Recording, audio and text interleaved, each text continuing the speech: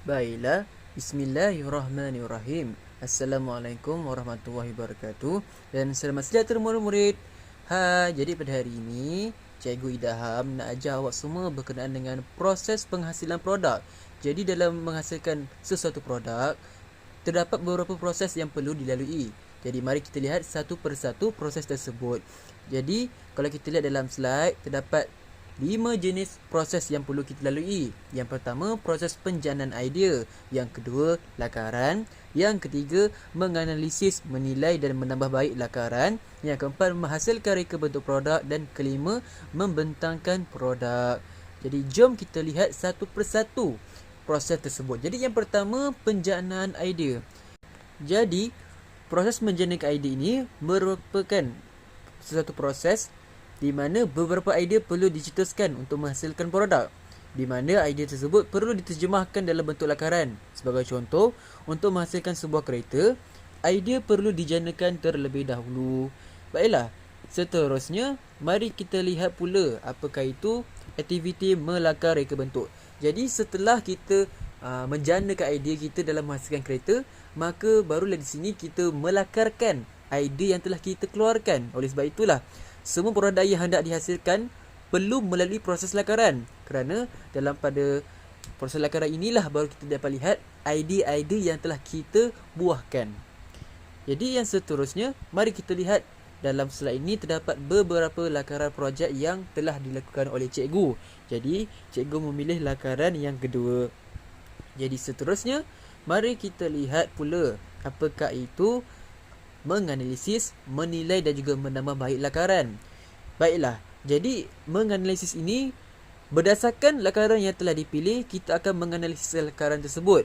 Di mana tujuan analisis ini adalah untuk mengesan kelebihan dan kekurangan yang terdapat pada lakaran produk dari aspek elemen reka bentuk ataupun elemen khusus pada produk. Sebagai contoh, analisis lakaran adalah seperti yang berikut. Jadi dalam menganalisis ini terdapat beberapa perkara yang perlu kita tekankan. Yang pertama, rupa, bentuk, saiz dan juga ruang. Jadi disebabkan dalam projek ini kita perlu melakukan sebuah kereta idaman, maka mari kita lihat contoh analisis dalam slide ini. Jadi rupa, fungsi tidak menarik dan perlu diperbaiki. Yang dari segi sudut bentuk, bentuk kereta terlalu rendah. Dari segi sudut saiz roda pintu dan tingkap perlu dibuat sesuai, dan juga ruang tingkap dan ruang perlu ditambah baik. Jadi dalam proses analisis ni, setiap elemen-elemen ini terdapat kekurangan. Jadi elemen ini kita lihat dari mana? Daripada lakaran yang telah kita lakukan. Jadi seterusnya, dah kita buat analisis tersebut, maka ada satu proses lagi yang perlu kita lalui, iaitu proses menilai.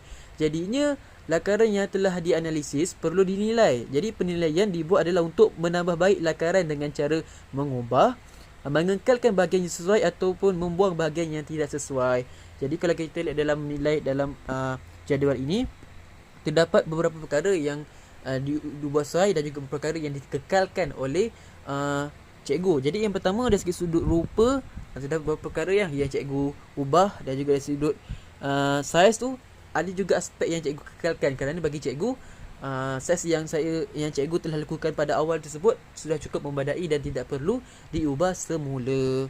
Jadi seterusnya, kat sinilah baru kita menambah baik lakaran. Dengan cara apa? Lakaran yang kita buat itu tak perlu pun kita nak buat semula. Jadinya lakaran yang kita buat itu kita pakai pensel kan. Bila pakai pensel, kita boleh padam semula part-part yang perlu diperbaiki dan perbaiki semula. Jadi seterusnya, mari kita lihat proses yang kemuncak lah kiranya.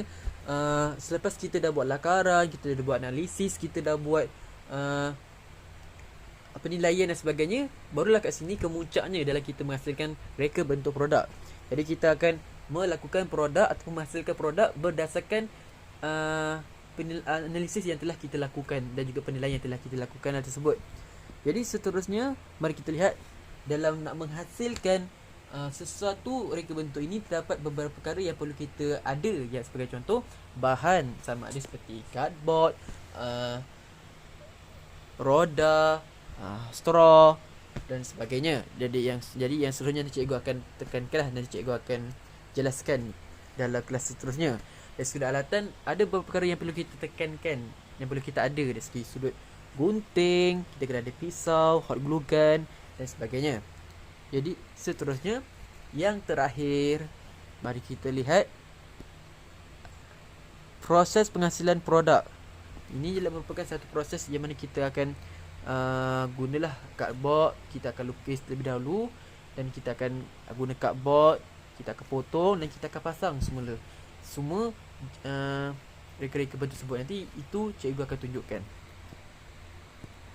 Jadi yang terakhir sekali, kita akan membentangkan produk. Jadi untuk pengetahuan semua ini, selepas anda dah buat produk ini, anda perlu bentangkan apa produk yang anda buat secara berkumpulan. Jadi kalau kita lihat dalam jadual ini, terdapat beberapa contoh maklumat dan perkara-perkara yang perlu dipersembahkan oleh murid dalam kelas. Yang pertama, murid perlu untuk menyatakan tema produk, nama, fungsi, bahan binaan, bentuk asas dalam lakaran, garisan yang digunakan dan juga bahan kemasan yang digunakan dalam penghasilan reka bentuk produk kereta awak. Baiklah, jadi itu saja proses penghasilan produk.